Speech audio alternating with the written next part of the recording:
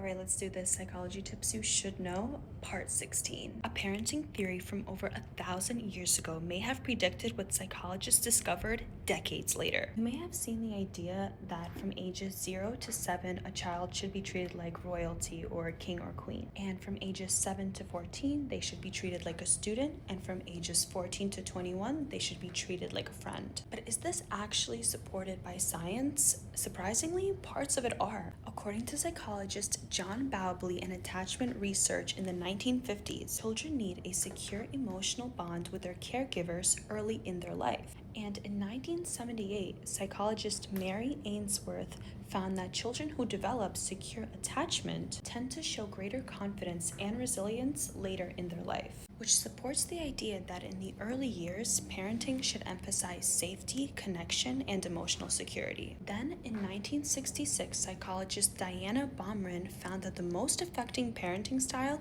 was neither harsh nor permissive. It was authoritative parenting. This means high warmth, high expectations, and clear boundaries, which closely matches the student phase of structure and discipline. And in adolescence, research by developmental psychologist Lawrence Steinberg in the 1990s to early 2000s found that teenagers respond best when parents remain supportive, involved, and gradually increase autonomy. In other words, less controlling, more guiding, more like a mentor. So is the 7-year framework scientifically perfect? No. Modern psychology does not recognize exact cutoffs like 7, 14, or 21, but the overall progression is connection, then structure, then guidance. And this is surprisingly consistent with what decades of developmental psychology has discovered. Sometimes the most interesting question isn't whether ancient wisdom is right, it's how close it got. Follow for more.